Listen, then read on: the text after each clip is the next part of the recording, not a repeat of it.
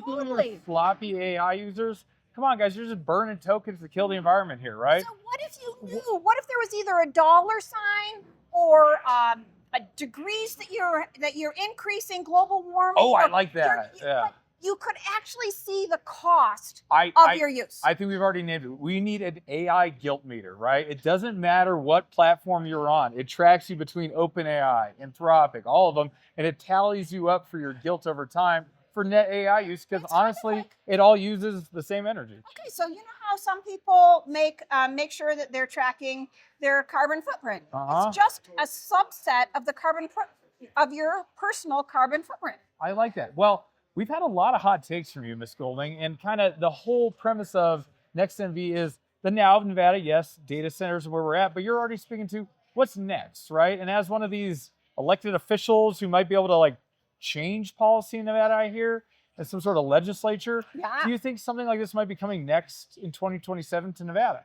I think that certainly the legislature is going to deal with with data center issues, and I think that we will be considering policy regarding the building of data centers. So and I think there are multiple facets of that. I think that there will be multiple bills. The bill that I am most interested in personally is in these efficiency requirements. Okay. So that's the angle that I'm working on now. I'm certain that there are others as well. I think that one thing that we could be doing is something like when you need X amount of energy to power some data center, right? So that data center needs to find that energy somehow. So we need new generation. So if we need new and generation, it's not be on its own, just not stress out the grid and depend on it. Maybe have a plan with and independent from what is the Nevada grid. And I think that it also makes sense that additional generation, that new demand that's going to require new generation, that meets our green energy requirements that we already have in statute. So I think that makes a lot of sense. So let's make sure that when we're drawing more energy, that we are not just burning more fossil fuels. I like that because there's a now in Nevada. Data centers are here. They bought some land. They're property owners of the state. But the next is, how do we adapt to them best, or sort of even mandate some things around them to make them a positive net impact to Nevada, maybe? Yeah. So here's another thing. Are we still talking? We have time to cover a couple more things? Couple. Okay. Yeah. The camera's yet to turn off. That means we still have film. Okay. Yeah. So another aspect of looking at data centers. So a data center comes and it's, like they've got a solar field out there, or they've got geothermal, or they've got some new generation that they are bringing to their own, right? Yeah. I think that if we are really good at energy policy and thinking about how data centers fit into our energy grid, our Nevada energy big picture, data centers are coming. Let's make sure that they're part of the solution. For example, way to say that. Okay, so here's an example. So the energy, the grid is constrained by peak demand. So on the hottest days in Las Vegas, in the hottest part of the day, everybody has their air conditioner cranked up. So there are energy curves that you can see.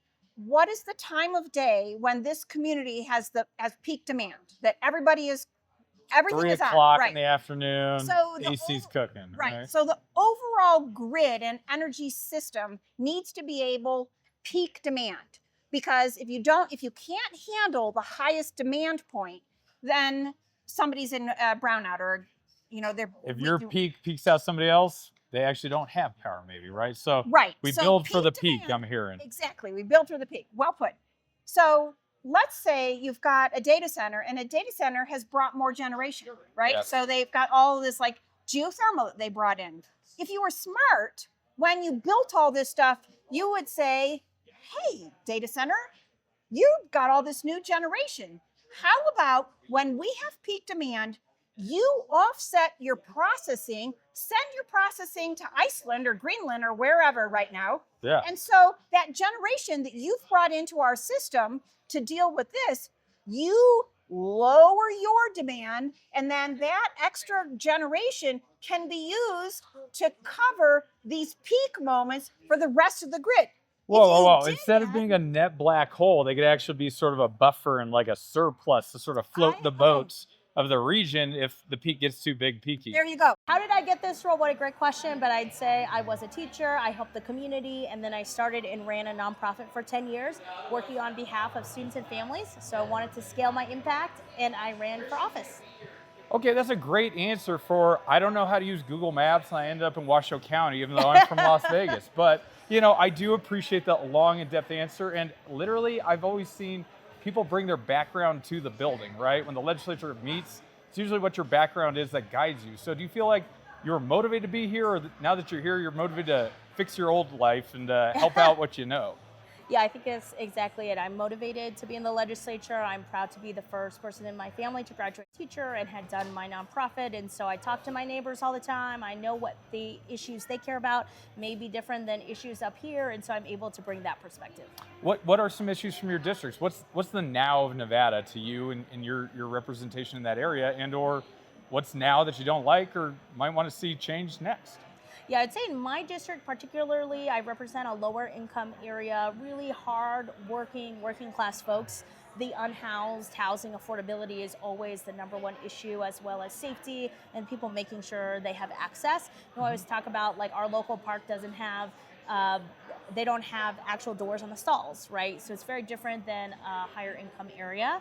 And something that I really care about that relates is revenue. I know that's very controversial in our world, but making sure that the state somehow has more money so we can pay for more services, but always the rub is where you get that money from. And I'm excited to continue to explore that and not be afraid to try to do something about it.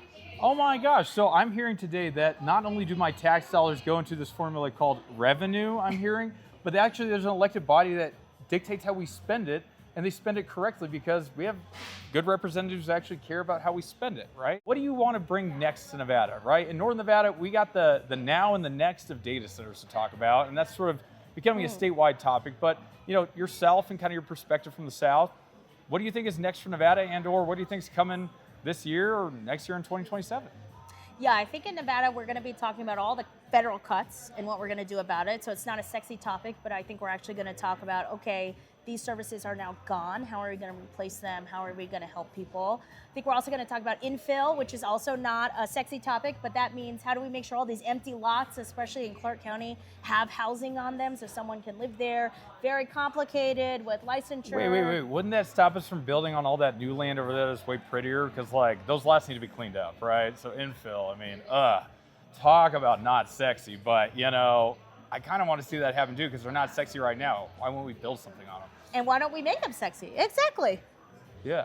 You're bringing sexy back to North Las Vegas, the rest of Vegas, wherever I see those lots, right? Have had data centers in Nevada for a while to do things like storing the data on your phone, to store your email so you don't have to clear out your email inbox. But what we're seeing now is a rise of data centers because of the use of artificial intelligence. And so the AI data centers really require a lot more than the outdated data centers do. They require enormous amounts of energy. In some circumstances, that means that they require also an enormous amount of water to keep them cool.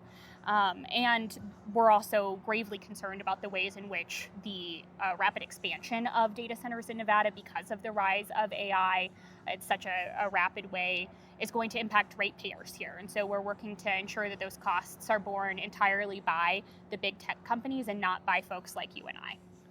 I think costs are very important, but also accountability too, right? Because we have a long history of not doing accountability perfectly here in Nevada. Sometimes we have a river or two full of mercury, right? Gold mining used to be done a different way. Is this a policy of now in Nevada we have data centers, but in the future we really need to curb the appeal and or find a policy fit for the data centers that land in Nevada?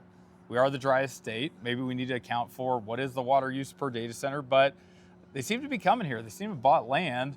What can we maybe say what's next for the 2027 legislature? Can we at least say, assess the situation today and maybe see if something better could come out of tomorrow? Sure. So the first thing that we're looking at, again, is just protecting ratepayers from the potential of the cost of data centers being socialized amongst the general populace, amongst small business owners and residents across the state. So that's really our top concern.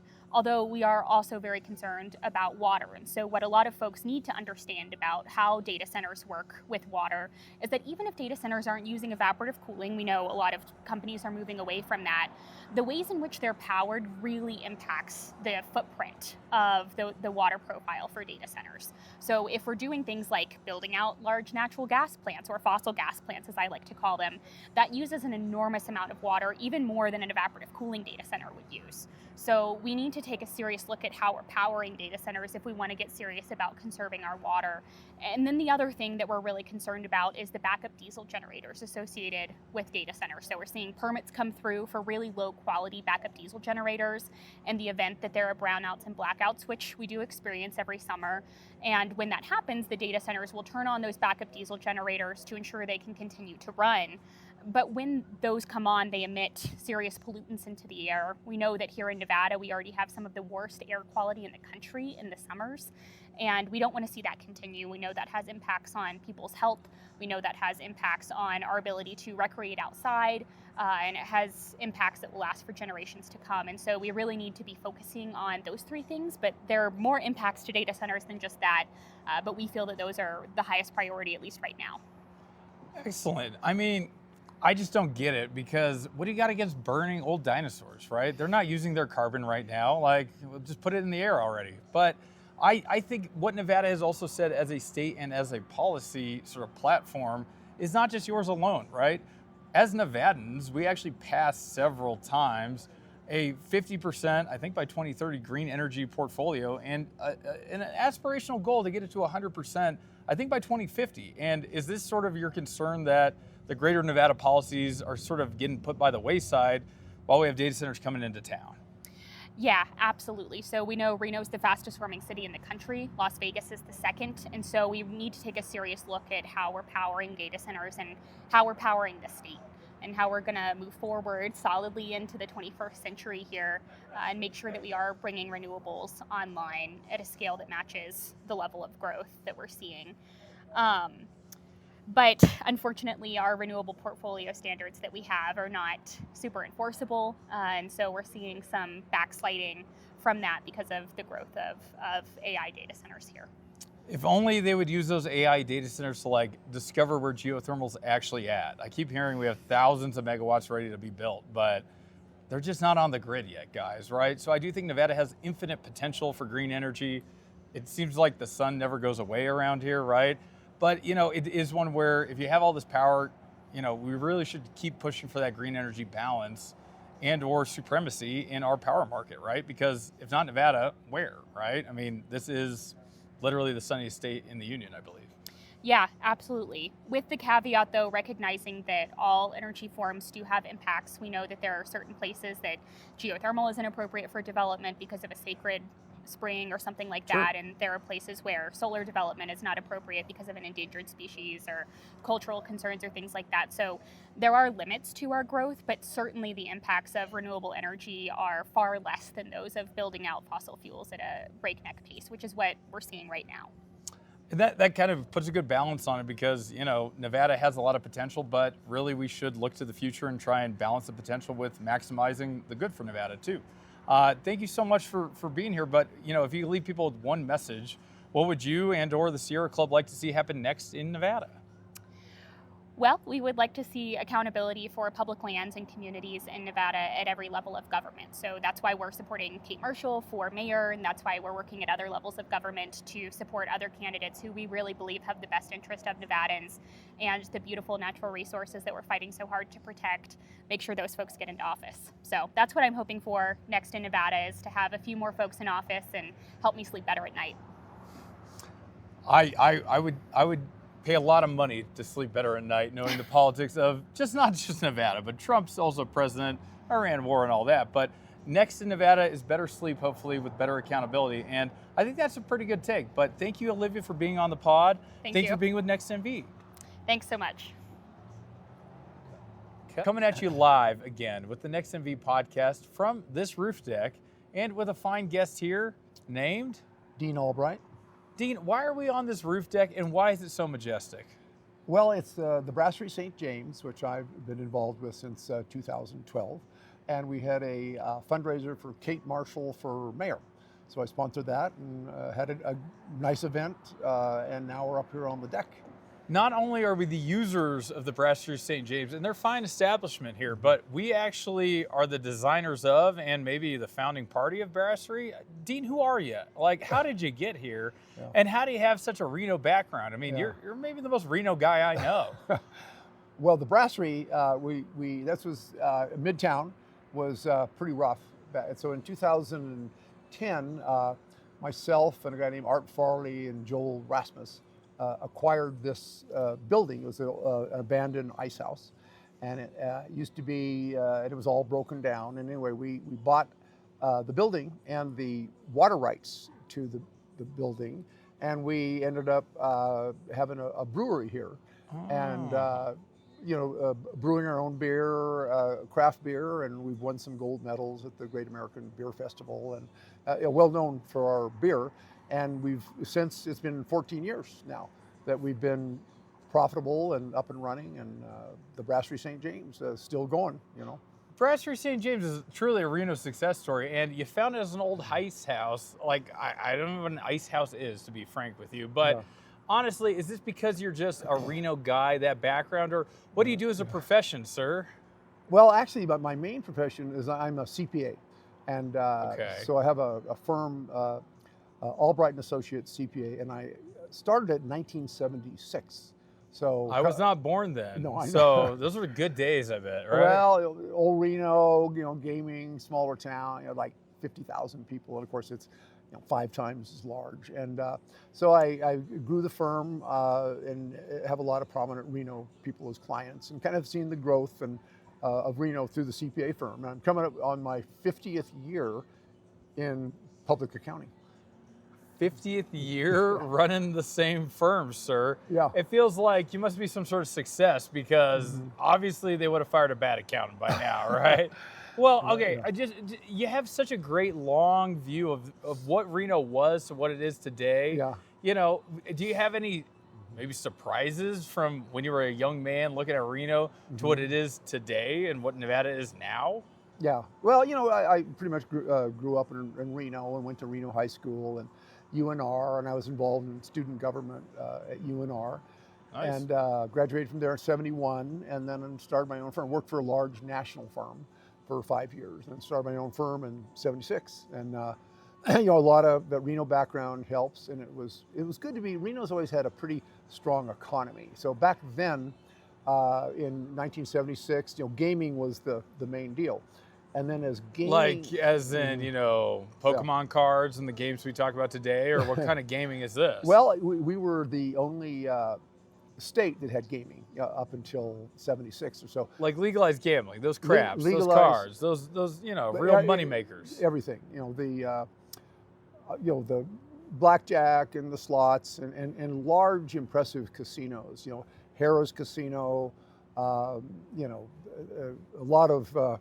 It was kind of the main deal of Reno, and there was no place else to gamble, pretty much. I mean, you go to Vegas, and that was before Vegas, took off, and a lot of people from San Francisco or the Bay Area would come up, or from Oregon or Canadians, and then slowly but surely it started to dissipate with the more people had legalized gambling. Those tribal nations, more Tribal people. nations. I'll tell you what. Those California tribes caught on to something. Yeah. A little whiff of the gaming. And do you think Nevada's economy isn't quite as gaming or gambling dependent today, or it just needed to diversify, or we would have dried up by now? No, it had to diversify. In the early EDON, Reno Chamber of Commerce, so some of the community leaders said, hey, we got to, gaming, we just can't rely on gaming. And so a lot of that thrust was the data centers, Trick. I had a part of bringing, Apple Computer to Reno. The original data center. The original you touched that Apple, huh? I did, but and a lot of the Reno people getting them there. They were either going to go to Prineville, Oregon, or they were going to go to Fremont, where they were, or they're going to Texas. And so we lobbied and did a bunch of stuff to get them here. And that was really kind of the breakthrough. A lot of people go Reno, and then eventually you ended up with Tesla and a lot of large companies. You're a man of verse and deep history, Deane, and I knew none of these issues, in fact. So you're telling me that maybe the first thing that ticked off the new Nevada was the Apple data center, and you might have been one of those men to polish that apple, huh? Well, because everything's Tesla, but really the Apple data center was first. It was first. It was a guy named Nick Pavich. He was a developer, and I think you know Nick, and great guy. Oh yeah. Yeah, and when the '08 financial collapse happened, a lot of developers and things had some problems. He had the land out there. It's across from Trick, actually. But it's in Washoe County, right? It's in Washoe. So, well, no, it's actually that's one's in Washoe County.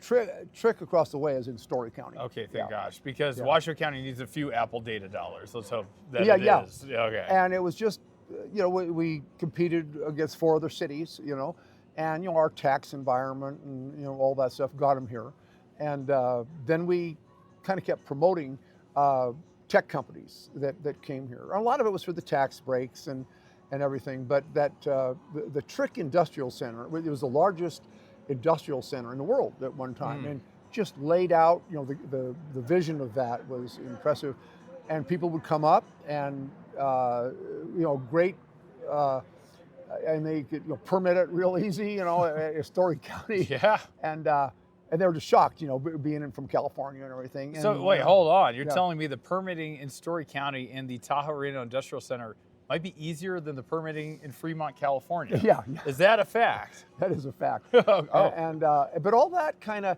set the stage as we transitioned from gambling. Okay. So gambling's still a part, but nothing like it was. And now, we've got a lot of, I saw something in the paper where we were like the fastest growing city in the country or something like that. Reno. Yeah.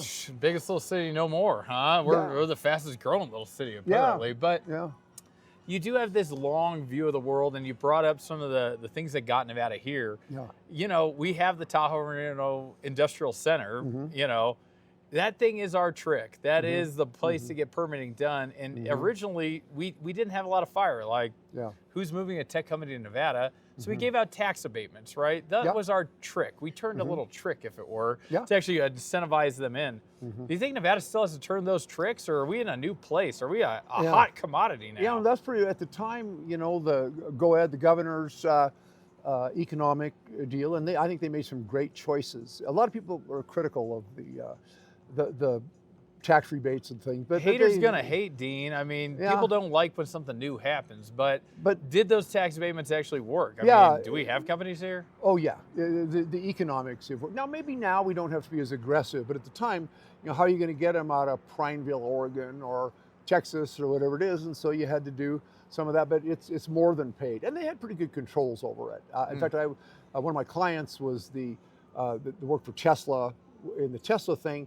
that had to verify that there had to be a certain percentage of Nevada workers and things like that. So they had a lot of conditions employing Nevadans and this kind of thing. And so it's worked out, and it's been great. And well, that was the 2014, 15, 16 Nevada. We gotta entice a little Elon. We gotta get him here. Yeah. We had those abatements, but I mean today, it feels like traffic's all of a sudden a thing in Reno, right? Have we all of a sudden grown too fast? Is there not enough housing for people? Or is there a balance where we had to incentivize people? We had to get them here, had to get Nevada on the map, but is too much growth?